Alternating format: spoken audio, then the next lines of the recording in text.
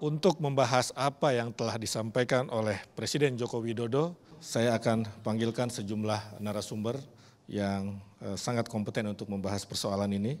Yang pertama adalah Menteri Perencanaan Pembangunan Nasional, Kepala Bappenas, Bapak Andrinov Caniago. Yang kedua, PLT Sekjen Kementerian Pekerjaan Umum dan Perumahan Rakyat, Bapak Taufik Wijoyono. Berikutnya, Direktur Utama PT Pelabuhan Indonesia II, Bapak Richard Jelino. Juga sudah hadir di tengah-tengah kita Direktur Utama Bank Mandiri, Bapak Budi Gunadi Sadikin.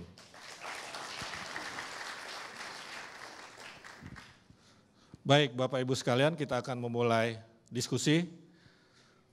Tadi Presiden sudah menyampaikan pidatonya terkait dengan infrastruktur, ada penambahan jumlah belanja yang luar biasa dari 190 triliun rupiah pada APBN 2015 menjadi 290 triliun rupiah pada rancangan APBN perubahan 2015. Artinya terjadi peningkatan 100 triliun.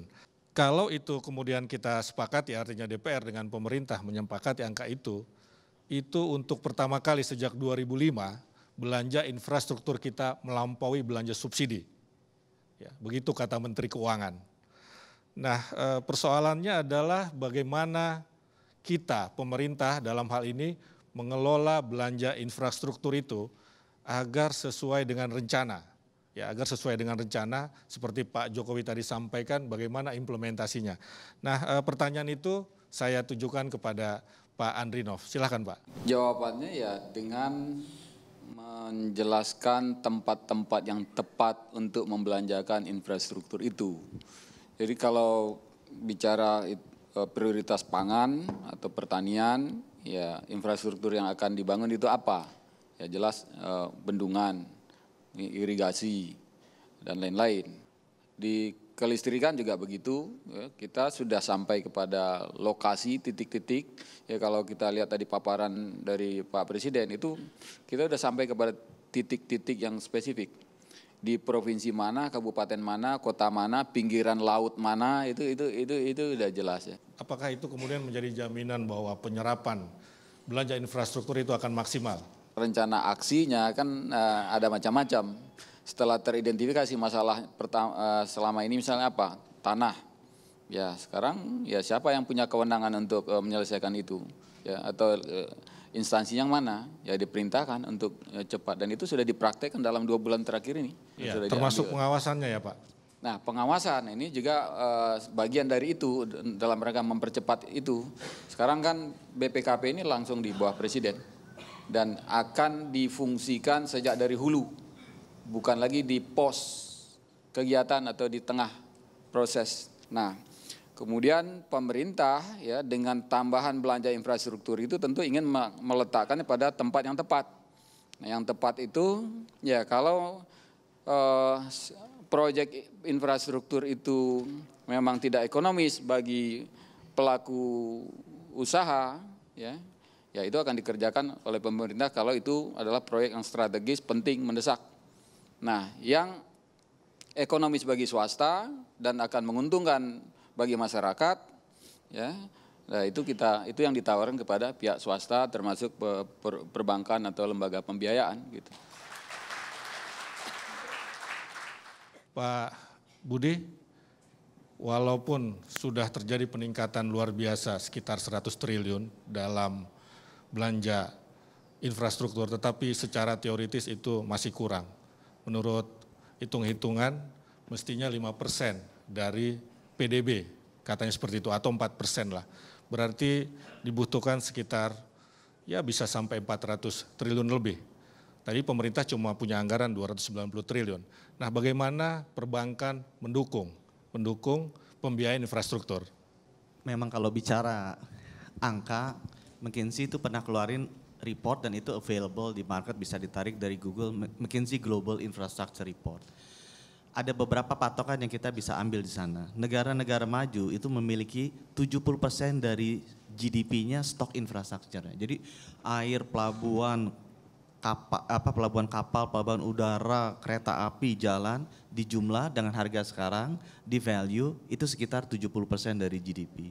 Negara-negara di Indonesia mungkin stok infrastrukturnya itu di bawah 20% dari GDP. Jadi kita perlu mengejar sampai 70% dari GDP. Yang kejadian adalah rata-rata kebutuhan dunia untuk mempertahankan 70% dari GDP stok infrastruktur itu yang angkanya 4,5. Tapi buat negara seperti kita yang ketinggalan, itu harus lebih dari itu sebenarnya. Karena kita kan masih di bawah 20% dari GDP, total stock infrastructure kita.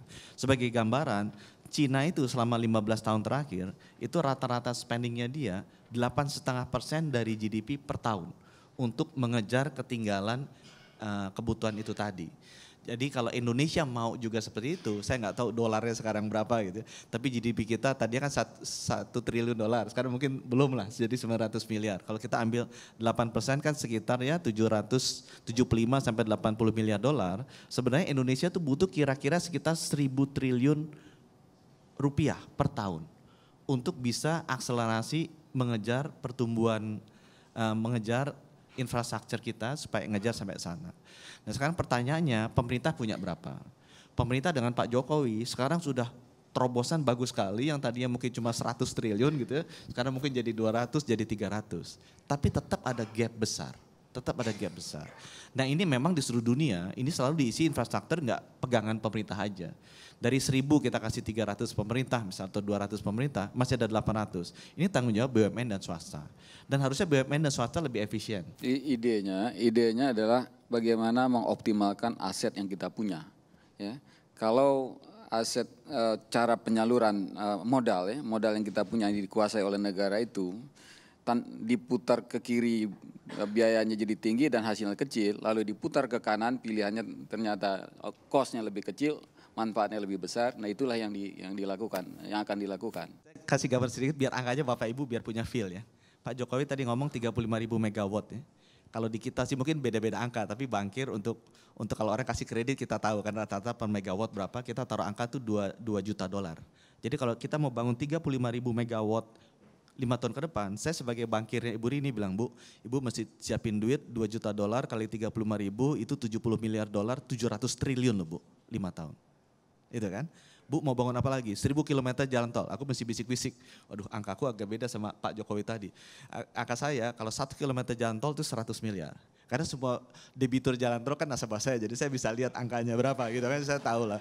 Kalau mau ada naikin, ada yang overprice saya tahu. Oh itu 100 miliar. Mau bangun 1.000 kilometer, Ibu butuh 100 triliun. Ah Ibu mau bangun apa nih? Pelabuhan 24 itu. Ah tergantung tuh. Kalau pelabuhan Feris Paklino yang gede itu bisa 20 triliun.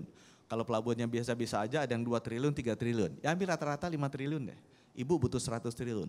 Bu 100 tambah 700 tambah segini. Loh tahu-tahu udah 800-900 ribu triliun tuh. Bu kita rencananya cuma 500. Ya itu Bu sebabnya perlu bankir. Jadi ada yang bermimpi, ada yang on reality. Ngitungin angkanya kira-kira masuk. Menarik sekali. Baik, kita akan terus mengupas secara komprehensif pembangunan infrastruktur guna meningkatkan daya saing dan pertumbuhan ekonomi Indonesia setelah jeda iklan berikut.